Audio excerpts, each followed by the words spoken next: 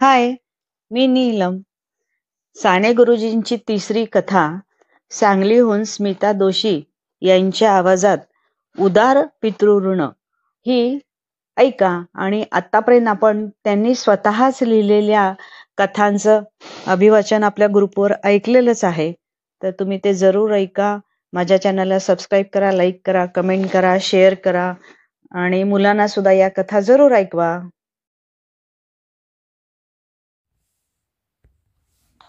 नमस्कार. साने गुरुजींच्या जयंतीनिमित्त आयोजित केलेल्या अभिवाचनामध्ये सांगलीहून मी स्मिता दोशी. साने गुरुजींनी लिहिलेल्या ज्या गोष्टी आहेत त्यामधील उदार पितृ हृदय हे कथेचं मी आज अभिवाचन करत आहे. आमच्या घरात त्यावेळी गाय व्याली होती. गायीच्या दुधाचा खरवस घरी केला होता. आईला माझी आठवण येत होती. मला खरवस फार आवडत असे. मी लहान होतो तेव्हा गवळीवाडीची राधा गवळण माझ्यासाठी तिच्या घरी खरवस असला तर घेऊन येत असे. ती राधा गवळण पुढे लवकरच मेली. श्यामला खरवस पाठवलं असता कोणी येणार जाणार असतं तर, आई वडिलांना म्हणाली. वडील म्हणाले, कोणी येणारे जाणारे कशाला, मी घेऊन जातो ना. घरच्या गाईचा चिकाचा खरवस श्यामला आनंद होईल. उद्या पहाटे उठून मीच घेऊन जाईन. परंतु कशात देशील? त्या शेराच्या भांड्यात करून देईन. ते भांडेच घट्ट खरवसाने भरलेले घेऊन जावे, आई म्हणाली. आईने सुंदर खरवस तयार केला. खरवसाची ती बोगणी घेऊन वडील पायी पायी दापोलीस यावयास निघाले.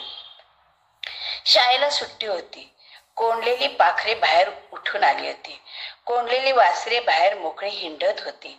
शाळेच्या आजूबाजूस खूपच झाडी होती. कलमी आंब्याची झाडे होती. कलमी आंब्याच्या झाडाला फार खालपासून फांद्या फुटतात. त्या झाडाच्या फांद्या जणू जमिनीला लागतात, भूमातेला मिठी मारत असतात. मधल्या सुट्टीत सूर पारंब्याचा खेळ आंब्याच्या झाडावरून मुले खेळत असत. जणू ती वानरेच बनत व भराभर उड्या मारीत.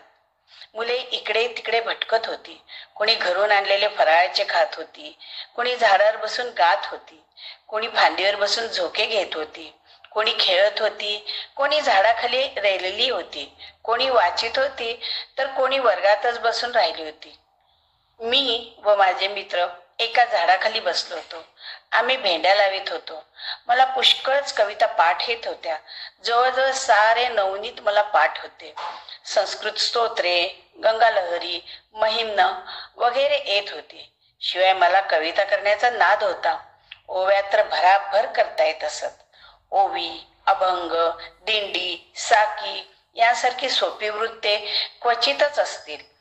ती अभिजात मराठी वृत्ते आहेत. मी एका बाजूला एकटाच, बाकी सारी मुले दुसऱ्या बाजूस. तरी मी त्यांच्यावर भेंड्या लढवीत असे. मला मुले थट्टेने बालकवी असे म्हणत. आम्ही भेंड्या लावण्याच्या भरात होतो. इतक्यात काही मुले श्याम, अरे श्याम असे हाक मारत आले. त्यातील एक जण मला म्हणाला, श्याम, अरे कोणीतरी तुला शोधित आहे. आमचा श्याम कोठे आहे अशी चौकशी करीत आहे. इतक्यात माझे वडील माझा शोध करीत माझ्याजवळ येऊन ठेपलेही. मी विचारले, भाऊ इकडे कशाला आलात? आत्ता आमची घंटा होईल, मी घरी भेटलो असतो ना. वडिलांचा तो कसा तरी गबाळ्यासारखा केलेला पोशाख पाहून मला लाज वाटत होती. इंग्रजी शिकणाऱ्या मुलात मी वावरत होतो. जरी कशाचे महत्व मला कळू लागले नव्हते तरी झकपक पोशाखाचे कळू लागले होते. मला 6 कोस चालून आलेल्या पित्याचे प्रेम दिसले नाही. मी आंधळा झालो होतो. शिक्षणाने हृदयाचा विकास होण्याऐवजी संकोचच होत होता. शिक्षणाने अंतर्दृष्टी येण्याऐवजी अधिकच बहिर्दृष्टी मी होऊ लागलो होतो. वस्तूच्या अंतरंगात जाण्यास शिक्षणाने तयार होण्याऐवजी वस्तूच्या बाह्य रंगरूपावर भुलू लागलो होतो. जे शिक्षण मनुष्याला इतरांच्या हृदयात नेत नाही, इतरांच्या हृदय मंदिरातील सत्यदृष्टी दाखवत नाही, ते शिक्षण नव्हेच. शिक्षणाने मला प्रत्येक वस्तू, प्रत्येक व्यक्ती म्हणजे ज्ञान मंदिर वाटले पाहिजे. ह्या सर्व बाह्य आकाराच्या आत जी दिव्य व भव्य सृष्टी असते तिचे दर्शन मला झाले पाहिजे. ते जोपर्यंत होत नाही, अंधुकही होत नाही, तोपर्यंत घेतलेले शिक्षण व्यर्थ समजावे.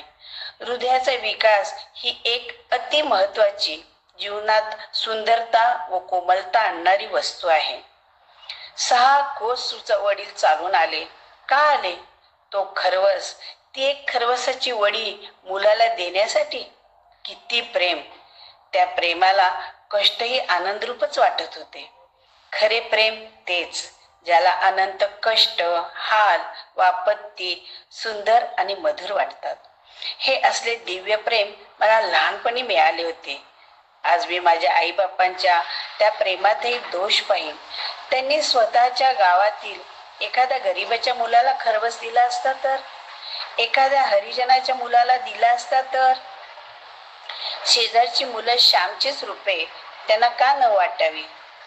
तमक्या आकाराचा, अमक्या रंगाचा, अमक्या नावाचा असा विशिष्ट नाम रूपात्मक मातीचा एक गोळा त्यांना आपला का वाटावा? परंतु ही थोर दृष्टी एकदम येत नाही. मनुष्य हळूहळू वाढत जातो. आसक्तिमय जीवनातून निरासक्त जीवनाकडे वळतो. माझे आई बाप मला अपरंपार प्रेम पाजत होते, म्हणून थोडे तरी प्रेम मला आज देता येत आहे. माझ्यामधील प्रेमळपणाचे बी त्यावेळेस पेरले जात होते. त्याच बीजाचा हा सुंदर अंकुर आहे.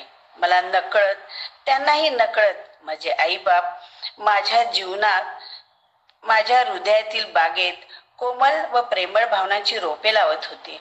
म्हणूनच आज माझ्या जीवनात थोडा आनंद आहे, थोडा सुगंध आहे. ओसाड नाही, वृक्ष बघित नाहीच. मुले मला हसतील, ते का तुझे वडील, काय फेटा बांधलाय, काय तो कोट असे म्हणून चिडवतील. ह्याच मला वाईट वाटत होते. वडिलांच्या हृदयाकडे मी पाहत नव्हतो. माझीच मला काळजी होती. माझ्याच प्रतिष्ठेच्या, पूजेचा मी विचार करत होतो. आपण सारेजण अहमवेद असतो. आपण द्विवेदी नाही, त्रिवेदी नाही, चतुर्वेदी नाही. आपण सारे एक वेदी आहोत व त्या वेदाचे नाव आहे अहम. सारखा आपलाच विचार आपण करीत बसतो. आपला मान, आपले सुख, आपले आढ्यता, आपली आबरू सारे आपलेच. आपणास म्हणूनच मोठे होता येत नाही. जो स्वतःच विसरू शकत नाही तो काय प्रेम करणार? वडील म्हणाले, श्याम, तुझ्या आईने तुला खरवस पाठवलाय. तुझ्यासाठी मी घेऊन आलोय. तो तू व तुझे मित्र खा व बोगणी परत द्या. त्यांनी खरवसाची बोगणी माझ्याजवळ दिली. इतर मुले माझ्याकडे पाहून फिदी फिदी हसत होती. मी शरमलो होतो. माझे वडील पुन्हा म्हणाले, श्याम, अरे बघत काय बसलास, टाक उरकून. लाजायला काय झालं? या रे मुलांनो, तुम्हीही घ्या. श्यामला एकट्याने खायला लाज वाटत असेल. एकट्याने नाही तरी नाहीच खाऊ, 4-4 द्यावे. इतर मुले निघून गेले. माझे मित्र फक्त राहिले. एक धीट मित्र पुढे आला. त्याने भांड्याचे फडके सोडले. ये रे श्याम, या रे, आपण फन्ना करू, फडशा पाडू, असे तो म्हणाला. आम्ही सारे खरवसावर घसरलो. माझे वडील बाजूस जरा पडले होते. ते दमून आले होते. त्यांनी खरवस घेतला नाही. आम्ही देत होतो तर म्हणाले, तुम्हीच खा. मुलांनीच खाण्यात गंमत आहे. आम्ही सारा खरवस खाऊन टाकला. फारच सुंदर झाला होता. थकलेल्या वडिलांचा जरा डोळा लागला होता. इतक्यात घन घन घंटा झाली. वडील एकदम जागे झाले. ते म्हणाले, झाला रे खाऊन? आण ते भांडे, मी नदीवर घासून देईन. ते भांडे मी तसेच त्यांच्याजवळ दिले. वडील जावयास निघाले. ते म्हणाले, अभ्यास नीट कर हो, प्रकृतीस जप, गाईचे वासरू चांगले आहे, पाडा झालाय, असे म्हणून ते गेले. आम्ही शाळेत गेलो. मला माझी शरम वाटत होती. अशा प्रेमळ आईबापांचा मी कृतज्ञ मुलगा आहे असे माझ्या मनात येत होते. गोष्ट तर होऊन गेली, परंतु रुखरुख लागून राहिली. 6 कोस केवळ खरवसाची वाटी घेऊन येणारे वडील व त्यांना पाठवणारी माझी आई, थोर आई, या दोघांच्या प्रेमाचे अनंत ऋण कसे फेडणार? माझ्या शेकडो बहीण भावांना जर मी असेच निरपेक्ष प्रेम देईन तरच त्यांचे हे थोडे अनऋणी होता येईल, एरवी नाही. धन्यवाद.